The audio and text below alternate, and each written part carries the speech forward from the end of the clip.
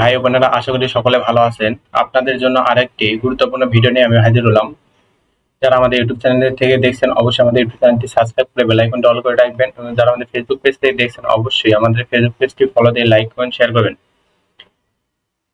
আপনারা দেখতে পাচ্ছেন, খারাপ অধিদপ্তর, উমেশ দত্ত রোড, বকশীবাজার, ঢাকা 1211 একটি বিজ্ঞপ্তি প্রকাশিত হয়েছে 2 মে 2025, 19 বৈশাখ 1435।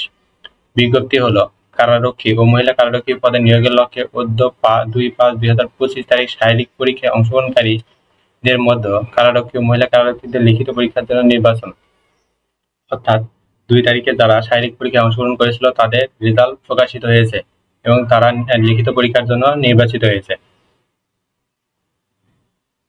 কারারক্ষী ও মহিলা কারারক্ষী নিয়োগ পরীক্ষা 2025 লিখিত পরীক্ষার জন্য নির্বাচিত প্রার্থীদের রোলগুলো হলো: কিশোরগঞ্জ থেকে হলো 73 জন, মানিকগঞ্জ থেকে 96 জন,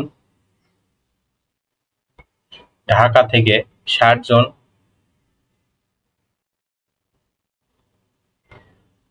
নরসিংদী থেকে 20 জন, নারায়ণগঞ্জ থেকে 10 জন, মুন্সিগঞ্জ থেকে 30 জন, শরীয়তপুর থেকে 17 জন এবং উক্ত জেলাগুলোর মহিলা কারারক্ষীর জন্য 43 জন নির্বাচিত হয়েছে।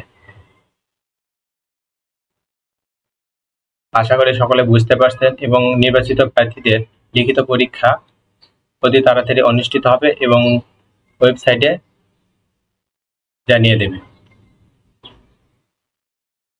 তাই যারা শারীরিক পরীক্ষায় উত্তীর্ণ হয়েছেন তারা অবশ্যই লিখিত পরীক্ষার জন্য প্রস্তুতি নেবেন।